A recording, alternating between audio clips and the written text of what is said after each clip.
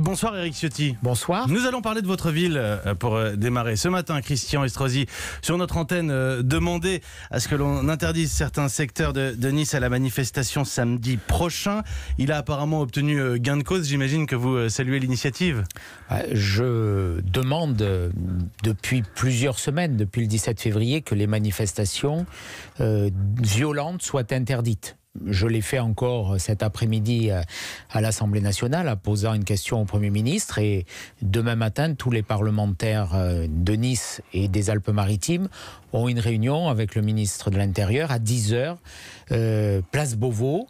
Bien entendu, je souhaite, et nous sommes tous d'accord, pour que samedi, il y ait une protection totale des activités économiques et surtout des Niçoises et des Niçois par rapport à ces groupes violents, y compris venant de l'étranger, potentiellement Black Bloc, qui ont l'habitude de converger dans des lieux pour détruire, pour casser, pour piller, que toute manifestation soit interdite. Et je le dis, et c'est la position que je défendrai demain vous avez dit que les manifestations violentes soient interdites, que toutes les manifestations soient interdites? Absolument. Complètement dans le pays. C'est une position générale parce que je ne comprends pas comment on va faire. Là encore, la position du ministre me paraît assez fragile, voire incohérente.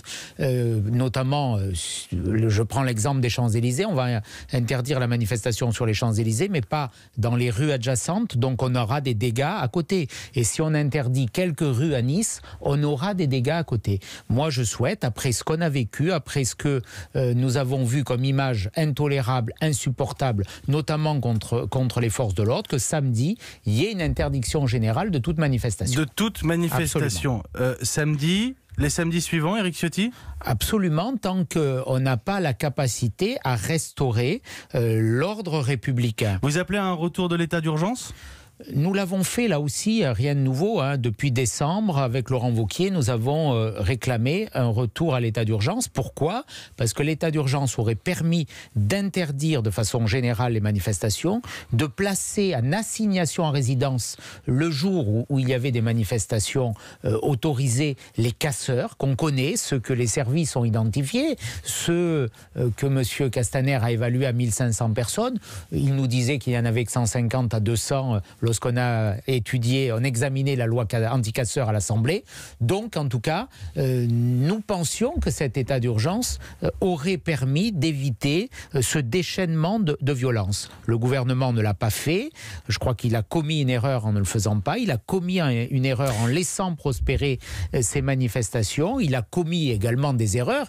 Et pour le coup, il a reconnu ses fautes en matière de stratégie de maintien de l'ordre. Chaque samedi, on a eu une stratégie différente et on a obtenu, malheureusement, on a abouti à ce résultat assez catastrophique. Alors, il y a cette notion d'état d'urgence, il y a l'idée d'interdire les manifestations. On a aussi, et vous connaissez bien les questions de sécurité, beaucoup parlé du changement de doctrine en termes de maintien de l'ordre. Désormais, les CRS ou gendarmes mobiles pourront aller au contact, comme on dit. Là, aujourd'hui, on apprend que les militaires de Sentinelle seront chargés de protéger les bâtiments officiels.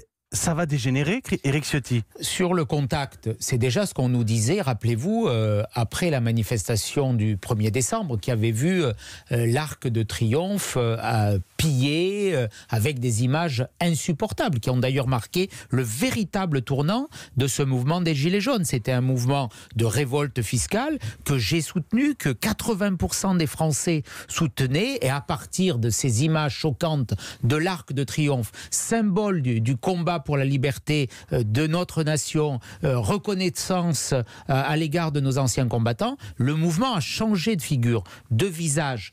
Aujourd'hui, il y a la nécessité d'être plus mobile pour nos forces de l'ordre, bien entendu.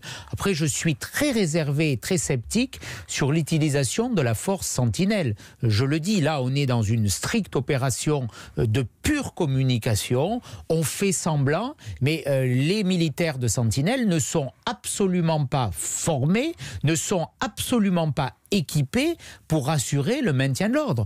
S'il y a un incident, que vont-ils faire ? Ils Que vont vont-ils tirer sur les manifestants. Ce n'est pas une perspective à laquelle on peut se résoudre, bien évidemment. Il y a des policiers, les CRS, il y a des gendarmes, les gendarmes mobiles qui sont spécialisés communication, dans le c'est juste de la communication ou c'est une dérive, Éric Ciotti, que d'envoyer l'armée? Je crois que c'est juste de la communication, parce que naturellement, ces forces ne seront pas opérationnelles et heureusement dans le maintien de l'ordre. Je voudrais qu'on dise un mot de l'Union européenne. On parle beaucoup du Brexit ce soir, mais ce n'est pas la seule actualité. La droite européenne à laquelle vous appartenez avec les Républicains a décidé de suspendre le parti du Premier ministre hongrois Viktor Orban. Je sais que les Républicains, pour ce qui est de la droite française, sont divisés sur cette question. On a du mal à trancher cette question, Viktor Orban. La position du PPE a été quasiment unanime, parce que dans le vote, 190 délégués ont voté dans le même sens, dans le sens de la suspension. C'est une forme... C'est une décision pour vous, la suspension? Il n'est ni exclu ni maintenu. C'est une forme de compromis. Personnellement, j'étais opposé à l'exclusion, parce que l'exclusion, aujourd'hui, elle ne permet pas de garantir l'unité de l'Europe, l'exclusion de certains pays de l'Est, de certaines formations, pour moi c'est une erreur. En revanche, nous avons des différends importants et nous disons à Viktor Orban qu'il faut qu'il se remette dans une politique qui ne soit pas attentatoire à certaines libertés et qui ne soit pas contraire aux principes qui portent l'ensemble des partis membres du PPE. Sinon ? Là, il y a une commission qui va travailler en concertation, hors des influences, hors des échéances électorales, et j'espère qu'on arrivera à faire en sorte que tout le monde reste dans la même famille.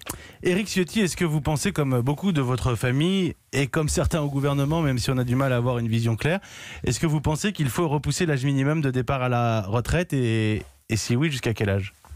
Nous avions un âge de départ pendant la campagne présidentielle, c'était le programme de François Fillon, qui était à 65 ans. J'ai soutenu cette proposition à l'époque et personnellement, je considère qu'il faudra... il y a 3 solutions en matière de retraite. Soit parce qu'il y aura de plus en plus de retraités et de moins en moins d'actifs qui auront la possibilité de cotiser pour payer ces retraites. C'est le système par répartition. Ce sont ceux qui travaillent qui paient pour les retraités. Comme l'espérance de vie a augmenté, c'est un progrès naturellement formidable qu'il faut saluer, l'équilibre entre les actifs et les retraités va se modifier. Donc soit demain on augmente les cotisations, ce que personnellement je refuse. Soit on diminue les pensions, ce que personnellement je refuse parce que le pouvoir d'achat des retraités a déjà été trop durement touché, affecté. Soit on demande aux actifs, parce que leur espérance de vie a augmenté, de travailler un peu plus longtemps. C'est personnellement la solution. Je ne sais pas quel est le niveau. De toute façon, il faut que cela se fasse progressivement. Mais je pense qu'entre l'augmentation des cotisations, qui serait insupportable pour les salariés, qui affecterait notre compétitivité, et la diminution des pensions, j'ai choisi. 2 questions très rapidement, Éric Ciotti. Vous demandez toujours la démission de Christophe Castaner ? Moi, j'ai jamais demandé formellement la démission de Christophe Castaner. C'est un problème avec sa conscience. Je dis que Christophe Castaner, depuis 4 mois, a totalement échoué à restaurer l'ordre républicain. C'est son échec. Il a changé à maintes reprises, quasiment chaque samedi, de stratégie.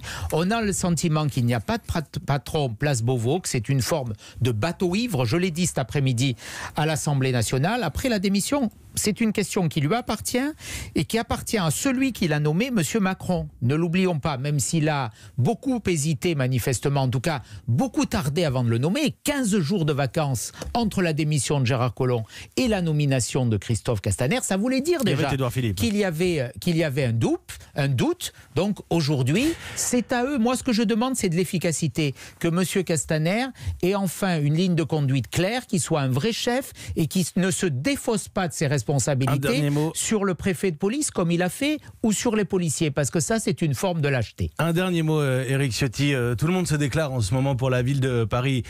Pour Nice, vous avez fait votre choix ? Ce choix, je l'ai dit, je le ferai autour de l'été avec un seul critère de décision, celui de servir au mieux ma ville, de rassembler, de faire Vous en en avez sorte envie. que les difficultés qu'elle connaît aujourd'hui, la ville la plus endettée de France et la ville où les impôts ont le plus augmenté, eh bien, soient corrigées. Nous en discuterons, nous en débattrons dans la sérénité. Vous en avez envie, Éric Ciotti. Moi, j'ai envie de servir Nice. Je suis député de Nice, je suis né à Nice, j'aime ma ville, je veux le meilleur pour elle. Donc, c'est un engagement que je porte pour Nice, quel que soit le lieu ou la fonction. Merci beaucoup Éric Merci à Ciotti vous. d'être venu sur Europe 1 ce soir, député Les Républicains de la première circonscription de Nice. Absolument, On est bien c'est le d'accord. cœur de Nice, le vieux Nice, notamment le port de Nice, port magnifique. Éric Ciotti qui était notre invité ce soir sur Europe 1.